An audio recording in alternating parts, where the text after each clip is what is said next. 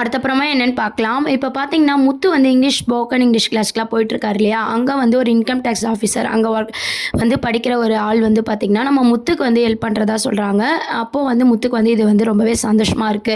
அடுத்த upcoming promo அப்படின்னு பார்த்தீங்கன்னா, நம்ம விஜயா வந்து மீனா வீட்ல இருக்கிற மாரியான சீன்ஸ வந்து ஒரு காமெடி சீன்ஸாவும், நம்ம மீனாவ எந்த அளவுக்கு புரிஞ்சுக்க போறாங்க, மீனா வீட்ட எந்த அளவுக்கு புரிஞ்சுக்க போறாங்க, அத பேஸ் பண்ணியும், நம்ம முத்துவுக்கு ஃப்ரெண்ட் ஆனாங்க இல்லையா? அந்த ஸ்போக்கன் இங்கிலீஷ் கிளாஸ் அவர வச்சு அந்த வட்டி வீதத்தெல்லாம் வந்து கம்மி பண்ணி, கரெக்டான அமௌண்ட்ட வந்து குடுக்குற மாரியான ஒரு மூமெண்ட்ல வந்து கதைய வந்து கொண்டு போறாங்க.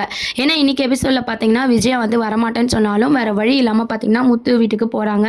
அங்க போனதுக்கு அப்புறம் பார்த்தீங்கன்னா, கொஞ்சம் வந்து ரவி, ஸ்ருதி எல்லாருமே வந்து பார்க்குறாங்க. பார்த்ததும் வந்து ஸ்ருதி வந்து மன்னிப்பு கேட்குறாங்க. உடனே விஜயா என்ன சொல்றாங்கன்னா, "உங்க அம்மா மனசு வேற, உன் மனசு வேற. எனக்கு உன் மேல எந்த கோவமும் இல்ல." அப்படின்ற மாரி நம்ம ஸ்ருதி கிட்ட சொல்றாங்க.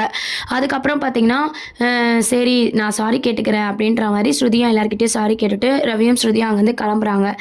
ஸ்ருதி எவ்வளோ நல்லவளா இருக்கா, அவங்க அம்மா ஏன் இப்படி இருக்காங்க அப்படின்னு சொல்லி முத்துலாம் வந்து பேசிட்டு இருக்காங்க. அப்போ பார்த்தீங்கன்னா, முத்து வந்து இங்கிலீஷ்லலாம் பேசும்போது, விஜயாவ வந்து என்ன கலாய்க்கிறியா அப்படின்ற மாரி கேட்குறாங்க. அப்புறம் தான் ஸ்போக்கன் இங்கிலீஷ் கிளாஸ்க்கு முத்து மீனா போற விஷயம் வந்து விஜயாக்கு தெரிஞ்சு, அவங்கள வந்து கலாய்க்கிற மாரி பேசிட்டு இருக்காங்க. ஆனா எல்லாத்துக்குமே பார்த்தீங்கன்னா, நம்ம அண்ணாமலை வந்து பதிலடி குடுத்துட்டு தான் இருக்காரு.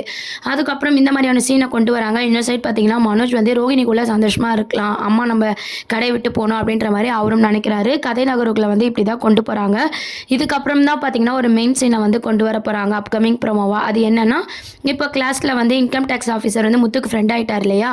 அவர வச்சு தான் பார்த்தீங்கன்னா, அந்த சிந்தாமணி ஆள் இருக்காங்க இல்லையா? இன்ட்ரெஸ்ட் கூட்டவங்க அவங்கள வந்து பிடிக்க போறாங்க.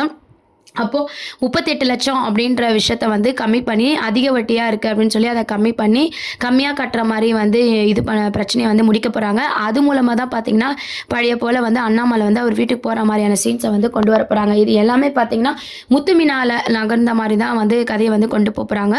ஸோ கண்டிப்பா இதுக்கப்புறம் வர ட்ராக் வந்து அண்ணாமலை வந்து அவர் வீட்டுக்கு போறாங்க. அதுவரைக்கும் நம்ப விஜயா வந்து மீனா குடும்பத்த எந்த அளவுக்கு புரிஞ்சுக்க போறாங்க அப்படின்ற ஒரு ட்ராக் தான் கொண்டு வர போறாங்க. இத பத்தி உங்க கருத்துக்கள கீழ கமெண்ட் செக்ஷன் சொல்லுங்க.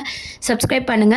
இந்த சீரியலை பத்தி உங்களோட கருத்துக்கள் என்ன? ரோகிணி வந்து தொடர்ந்து வந்து அவங்களே வந்து ஜெயிக்கிற மாரி காமிச்சிட்டு இருக்காங்களே, அத பத்திலாம் என்ன நினைக்கிறீங்க அப்படின்றதையும் சொல்லுங்க. சப்ஸ்கிரைப் பண்ணுங்க. Thank you.